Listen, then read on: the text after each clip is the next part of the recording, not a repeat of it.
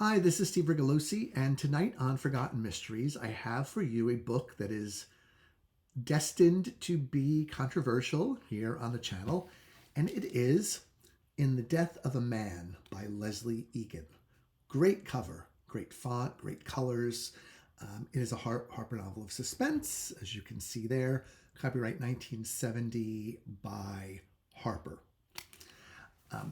And 1970. Wow, that's pretty recent for this channel. So we're really coming into the modern era now. So a lot of you probably know that Lesley Egan was one of a number of pseudonyms adopted by the writer Elizabeth Linington, whose story isn't all that. I mean, I guess her biography isn't what we would call fascinating, right? She was born in the Midwest, moved out to California as a child, lived the rest of her life in California, where she wrote a voluminous number of novels, about 85, over the course of about a 30-year career, starting in the 50s and going up to her death in the 80s. She was fairly young when she died, I think in her 60s, and I haven't been able to find any information about the cause of death. So, although Elizabeth Linington wrote under her own name, she is best known as Dell Shannon, who wrote the Luis Mendoza series, where Mendoza is Mexican-American and is the head of the homicide squad in the LAPD. And it was a very long-running series, and friends of mine, longtime bookshop owners, tell me that back in the day, they could not keep her books in stock. But regardless of the pseudonym under which she's writing, I think a lot of the modern consensus is that the books don't hold up that well. And I'll tell you why. And I also, because it's easy to find things to criticize in these books, I also want to give you a little bit of background, I think, that might explain some of the choices that this author made. She was, early in her career, up through the end mostly, she was quite well received by the critics. She sold well. A couple of her books were nominated for Edgars. She never won, but just to be nominated is an honor. And if you read the blurbs on the back jacket copy, from her previous novels, all local newspapers, national newspapers, magazines of the era reviewed her very, very well. They liked her formula and her way of writing. So I'm going to just tell you a little bit about each of her pseudonyms, and then I'll actually get into this book. So as I mentioned, Dell Shannon was used for Luis Mendoza, and then Lesley Egan was used for two separate series. One featuring a lawyer named Jesse Falkenstein, or Falkenstein, I've never been able to figure out which it is, and another that is a police procedural set in Glendale, starring Vic Varallo. And the third was written under her own name, Elizabeth Linington, and that stars Ivor Maddox and his wife, Sue Carstairs. So you might think that when a person writes under different pseudonyms, that they kind of try on different personas, right? That they try to do something different under each pseudonym. Sort of like, Ruth Rendell, I think, is a good example, where she was when she was writing her sort of straightforward mysteries, she used her own name. But then when she was doing darker, more psychological, slower paced, slower burn, she used Barbara Vine. Another writer I can think who's done this is Nora Lofts. When she was writing her history book, her historical novels, she used her own name, but then when she wrote her suspense and occult books, she used the name Peter Curtis. So in both these cases, you can see that the content of the book differs according to the pseudonym. But with Linington, they were all the same. No changes in style, no changes in vocabulary, no changes really in the way the story is told. So that if you like one of these pseudonyms, you've got a whole slew of books at your disposal to read because she had a formula and she stuck with it until her dying day. One thing, a lot of people believe her books have not held up, and I'll get into that. But one thing I do want to mention is that even though she's criticized nowadays for very conservative social values, it's worth noting that her heroes were all people of ethnicity and who were put forth as heroes, as people worthy of respect. So Luis Mendoza, as I mentioned, is of Mexican heritage. Vic Varallo is Italian, so I like having an Italian as the lead investigator. Jesse Falkenstein is Jewish, and then Ivor Maddox is he's of Welsh ancestry, but he's got a couple of guys on his staff that are diverse. So there's diversity in these books. Women didn't come into play much as investigators until later in the series when she introduced some, and she had varying success in doing that. So like in my opinion, Ivor Maddox's wife, Sue Carstairs, is her best female creation. She's really a great, down-to-earth, smart cop. And probably her least successful female creation is Delia Reardon, and she shows up in the Lesley Egan books in the Vic Varallo series, and she's just sort of a sad sack. Always like, the ultimate buzzkill, the ultimate energy vampire. She just never really got me on her side. So I'll make other videos at some point, maybe on Dell Shannon or Elizabeth Linington books. But for now, we're going to talk about Lesley Egan and her series. So what she did under the Egan name is she alternated between the two sets of characters she had for Lesley Egan.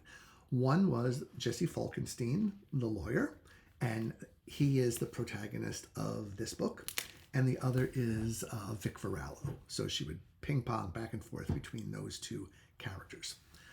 It's interesting to note that because she wrote mostly procedurals, a lot of her books are just jam-packed with cases, one case after another.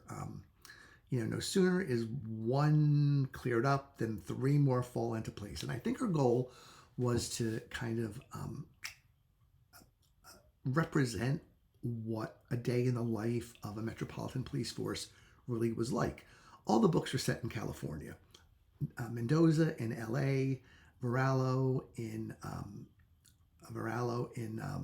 Glendale, and then Ivor Maddox in Hollywood. And then even in the Falkenstein books, there is a cop who is a kind of a secondary character, Andrew Clock, and he too works out of the Hollywood precinct. So she stuck with where she knew. And so you really don't get a lot of movement beyond, that one little part of California. The Lesley Egan books stand out because they're the only books of hers that have a single plot, where there is a mystery that has to be solved through the course of detection. Now, in a lot of her other books, and this is a big complaint about her, a lot of the crimes are solved by coincidence or by confession or by typical, what she called, and which I guess police people call legwork, right? They look through the files, they look through the fingerprints, they look through the mug shots, they get a lineup going, and this is how a lot of those cases are resolved. But the Lesley Egan books have much more of a solid backbone of a single mystery that is being solved. And for that reason, I think, as you know, if you're new to this author, this is why I think the Jesse Falkenstein books would be the best place for you to start, because they're the most traditional in terms of what you would expect.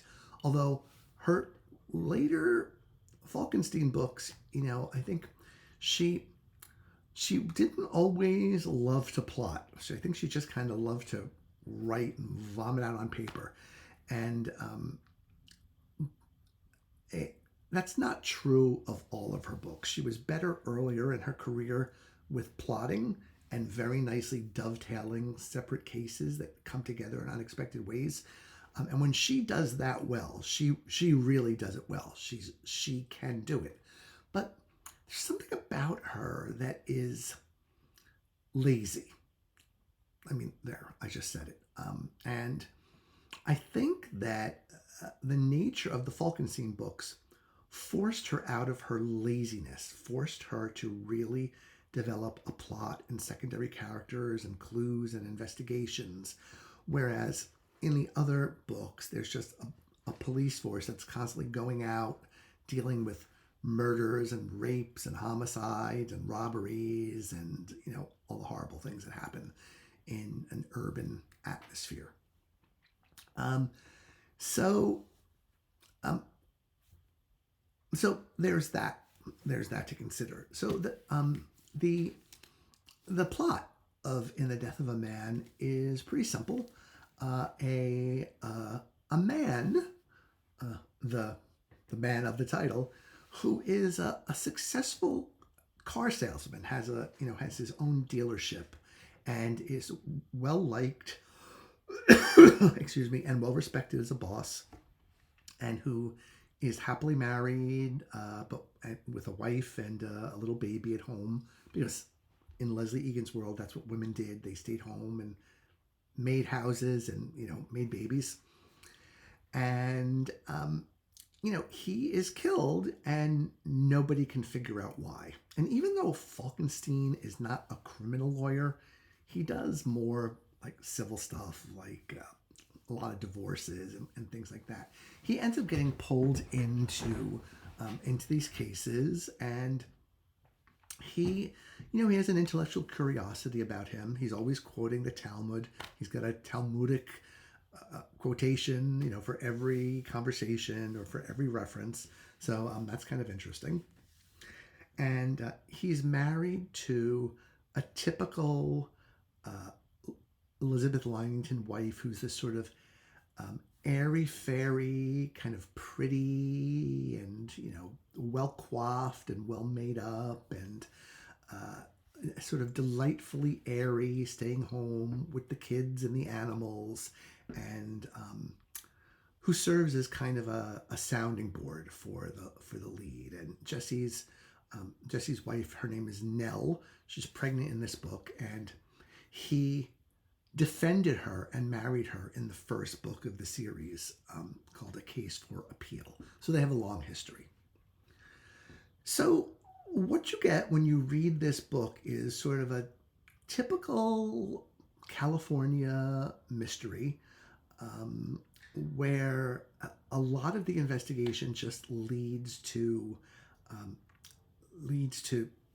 really nothing useful. You know, they're constantly saying, "Oh, we're going to have to throw this into pending because we're never going to figure out who did it." It just, you know, it's impossible.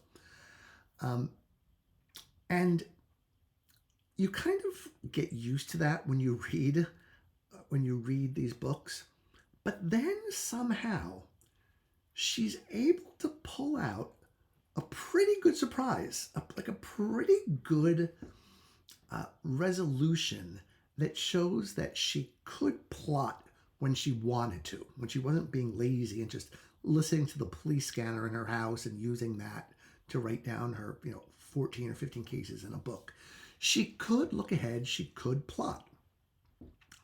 And so that is the case here, but she's only partially successful at it because while some really interesting, valuable information is revealed through detection and logic, ultimately the murderer's identity is revealed by coincidence. And that is my number one complaint with all the books in her series. There's way too much coincidence happening, and way too much confession. Like, how realistic is it for a cop to show up at your house to question you, and within 30 seconds you're spilling your guts telling him everything that happened, right? Like, this is what I mean by lazy writing. But she was less lazy when she was doing the Lesley Egan Falkenstein books. And I kind of think, I don't know, but I think that this may be why Joan Kahn, the famous editor of the Harper Novels of Suspense imprint, chose Egan over Shannon and Linington. Shannon was published by Morrow, and Linington was published by Doubleday in the Crime Club. Probably Joan Kahn wished she had kept the Dell Shannons, because that was the longest running series with the most books, and I think was the most successful. And I think the Egans and the Liningtons kind of were also rants. But the Falkenstein seemed much more like a Joan Kahn kind of book than a typical police procedural, although Joan Kahn did publish police procedurals, such as those by J.J. Marrick. So here's where we get into the criticisms, right?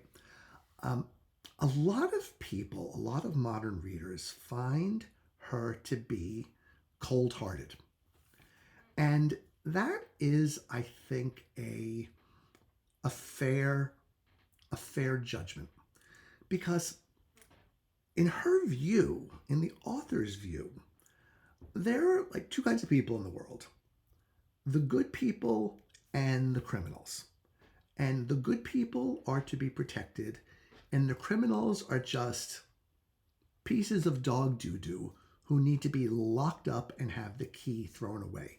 She had no patience whatsoever, no sympathy whatsoever for criminals of any age, particularly which, back in the day they called them JDs, juvenile delinquents, drug users. I mean, her idea was, it was almost like eugenics, that these people just needed to kind of be, not exterminated, that's much too strong a word, but like lock them up. We don't need them out on the streets, because what they do is hurt other people.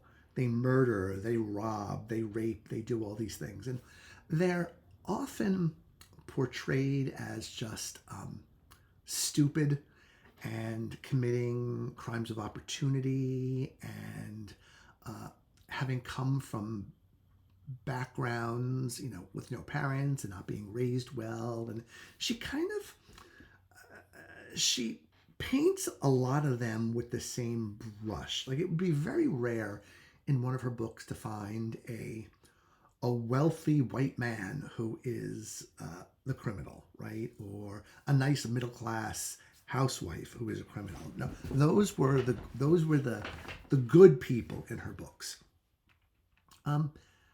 It's important to note, though, that there's no racial or ethnic distinction here.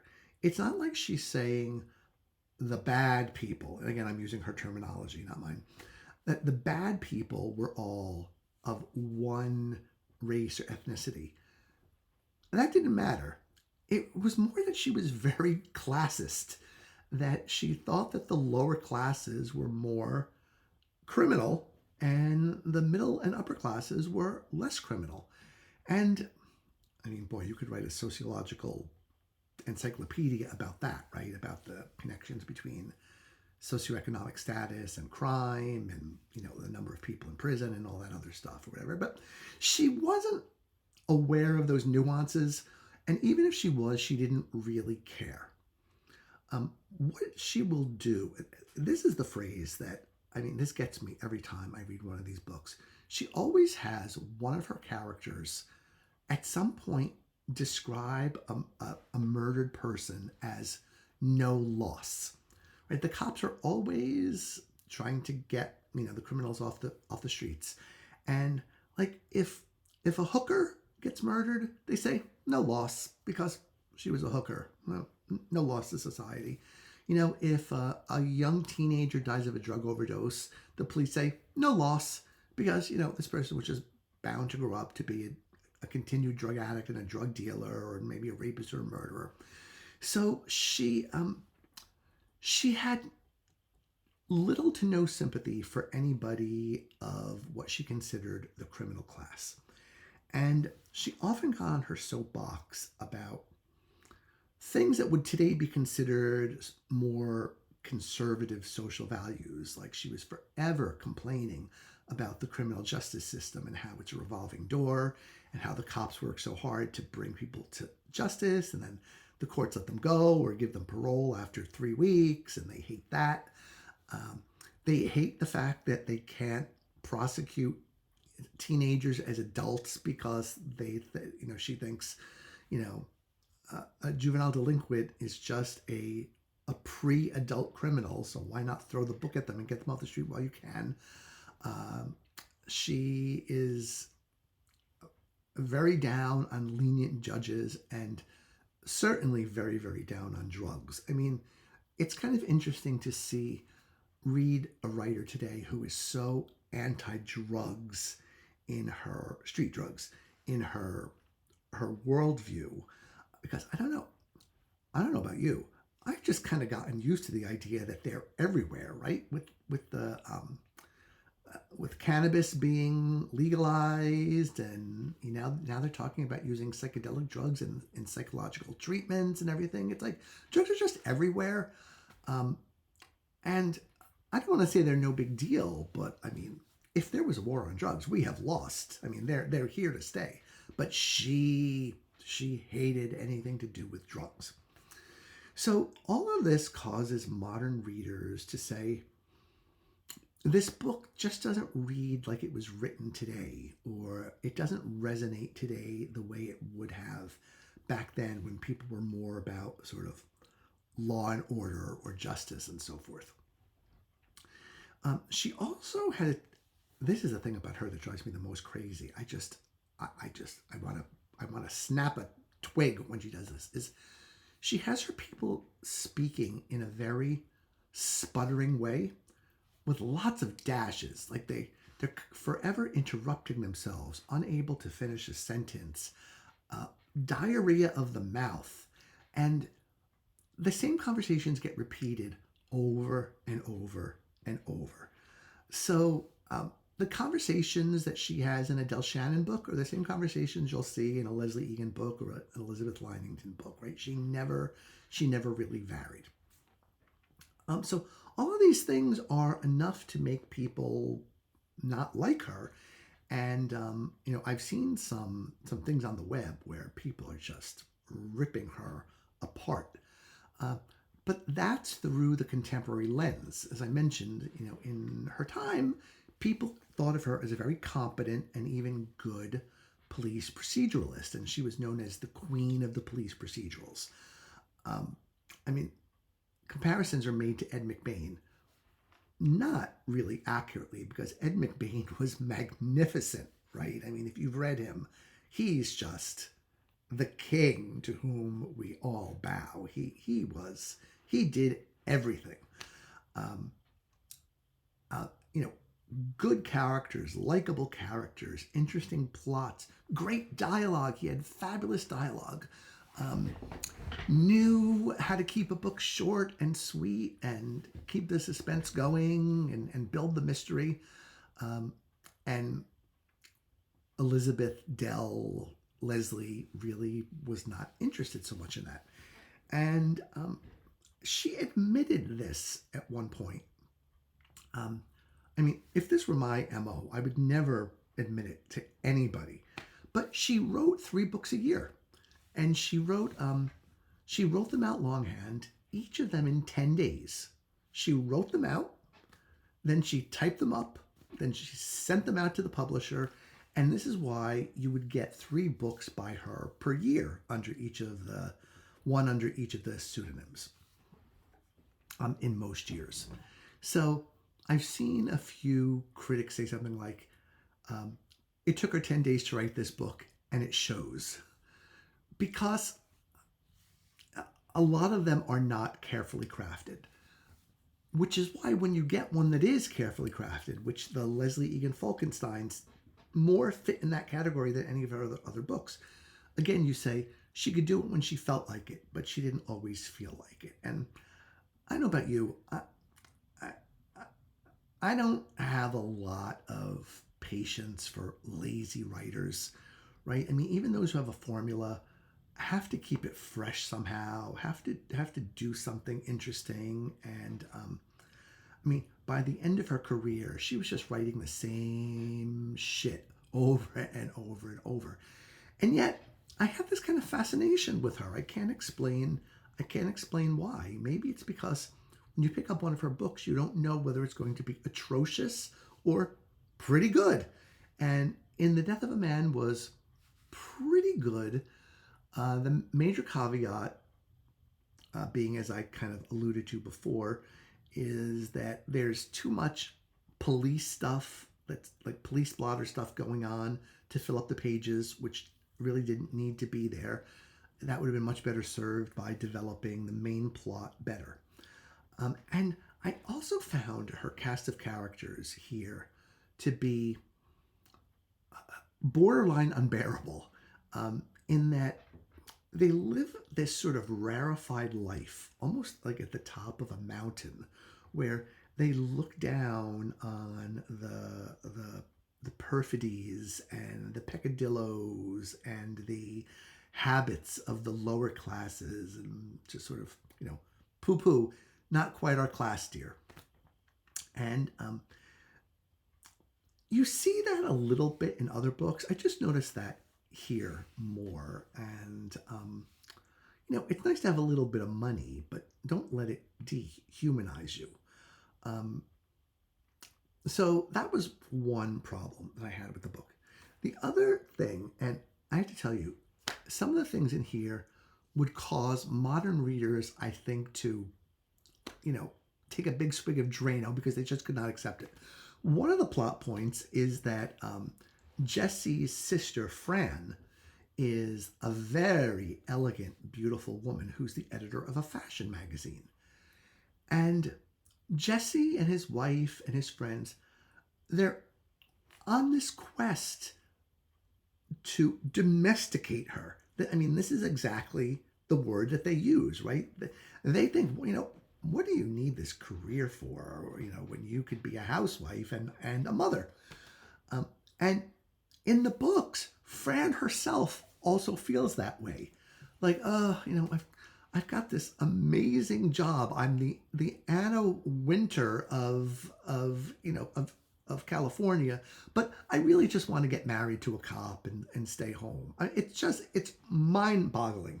And so mind-boggling, I'm going to read a passage to you, but I just want to strap yourself to your seat, especially women, because this is going to blow your mind. So in this book, Fran is trying to make it known to her boyfriend, Andrew Clock, the cop, that really she doesn't want a career. She just wants to be somebody's little housewife. And she says, Andrew Clock says to her, I would like to marry you and be with you, but I know you would never want to. Like, what is a fashionista like yourself going to want with a cop? And she replies, I've been feeding you the subtle and not so subtle hints for 5 months, Andrew, about how damned sick and tired I am of this silly job. On Edgar's advice, I'm resorting to plain English. You big ape, you maddening Neanderthal. I promise to be the nice domesticated spouse. I really couldn't be more fed up with the career girl bit. And if we're going to talk about being dedicated to a career, you damn dedicated cop, or about being crazy in, and that's how it ends. So here you've got a woman learning the lesson, right? Learning the lesson that domestication is the key to happiness. So I just read that, and I thought of some of my professors from college and some of my friends, and thought, oh God, when I talk about this on the channel, I've got to be sure to let everybody know, because it's a humdinger. And she certainly has other passages like that just make you kind of roll your eyes, because because they set feminism back 100 years at least. Okay, but here is where I don't want this to be an apologia for her, because there were some issues, but I believe that she believed that she was writing what people wanted to read. And I'm going to quote her in her own words. So I got this book for Christmas, this book, Murderous Ink. And you can see, I got it in Christmas of 1980.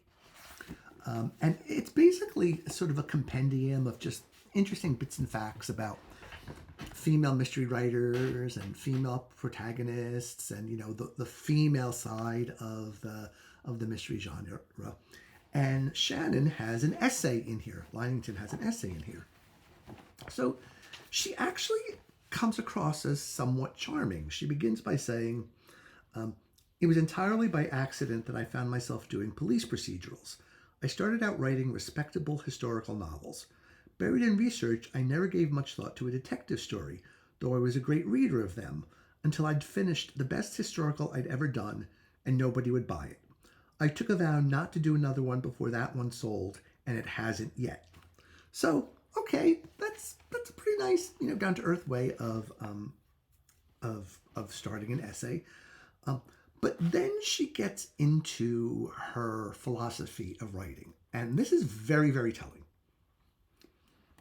She says, the reason for this is not hard to determine. Any society, to be cohesive and workable, must operate upon certain firm rules of living. Lines must be drawn, codes of behavior understood. In the madness of the 20th century, too many of these have become confused shambles. In a sea of permissiveness, in an era when anything goes seems to be going from bad to worse, the average citizen feels shifting sand underfoot and gropes wildly for some firm rock of the moral absolute, and the detective novel is where it is found. The detective novel, I like to say, is the morality play of our time. In most cases, the bad guys are good. The bad guys are caught. The good guys are victorious, and right triumphs. I believe these basic facts, augmented by some literary considerations, are the reasons we've seen the detective novel pass from the mere puzzle for its own sake to deeper characterization and more subtle plotting. If people need heroes, they also need, in the pages of fiction, likable and admirable characters they can identify with. And in too many novels, aside from the detective ones, they are asked to identify with a set of sleazy, amoral, unwashed, certainly unadmirable figures whose very monotonous inquiries are unbelievable. Need I remind anyone of the important message the much-missed Charlotte Armstrong brought us in A Dram of Poison? Reality is not necessarily ugly, nor truth always negative. The mystery reader, aware of this, will continually pass up the latest great novel and pick up instead an old or new detective story. So, there you have it, right? She believed that society was going to hell in a handbasket, and that people believed that and were, think about it, she was writing in the 60s and 70s, with all the social unrest. She wasn't down with that social unrest. She felt the ground shifting, and she didn't like the changes she was seeing, and she didn't think that her readers did either. And so she wrote in a way that the police are always the good guys. Always. They are always family men who do their jobs for not very much money, and are devoted public servants with the little wife at home.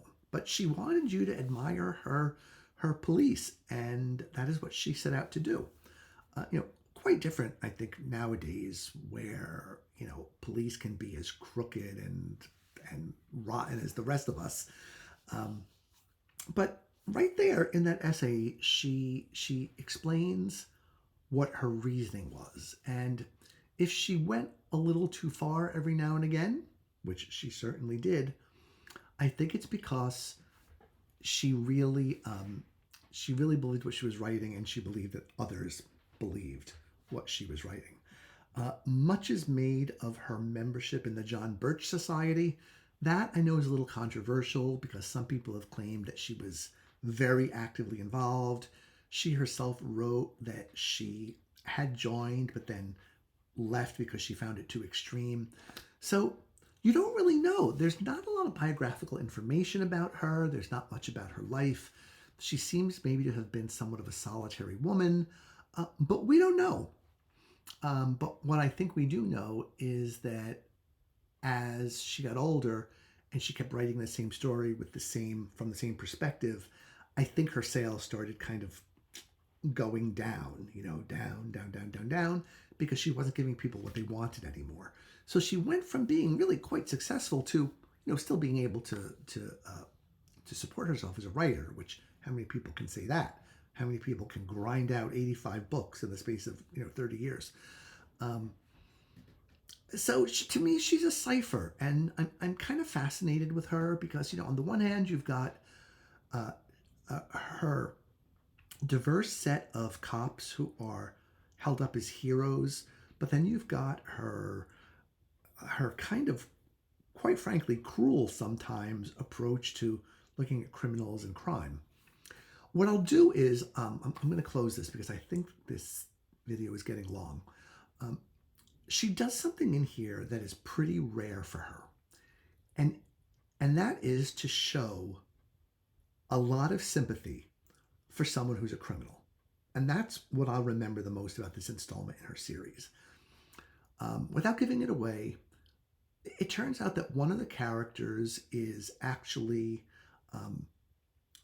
a reformed criminal who saw the error of his ways and then went out of his way for the rest of his life to be a good person, to give to society, to help people. Truly, a sea change, a change of heart. And even though this author really didn't love criminals, she gave in on this one and has her characters all support him, saying like, well, you did the right thing. You turned your life around, and we're giving you all due credit for that. You don't deserve to be thrown in prison. You deserve to be shown some leniency because of all of the good that you've done. And it really is good. So, okay, this has been long. I don't know how long. I'm probably going to be shocked when I click the button and see it's over 25 minutes. But we're looking at In the Death of a Man by Lesley Egan. Proceed with caution. If this sounds interesting to you and you really want to look at almost kind of a time capsule of mores from that era, you might find it interesting. If you're looking for something very reflective of the way society has evolved and the way we think now, when I say we, I mean many of us, this is not going to be the book for you. And in fact, I could see it outraging people for some of the reasons that I've talked about. But, here on Forgotten Mysteries, we are here to talk about the good, the bad, and the ugly. So, and all three can coexist in the same book. So that is the moral of the story. I don't know. That sounds like a good enough way to end the video. And I thank you for listening. And please, if you've read any books by this author, I'd love to hear your comments below, because I hear so many different reviews of her and so many different perspectives. She really is polarizing. So tell us what you think and give other watchers, some additional insight that I was not able to give. Okay, thank you and have a good night.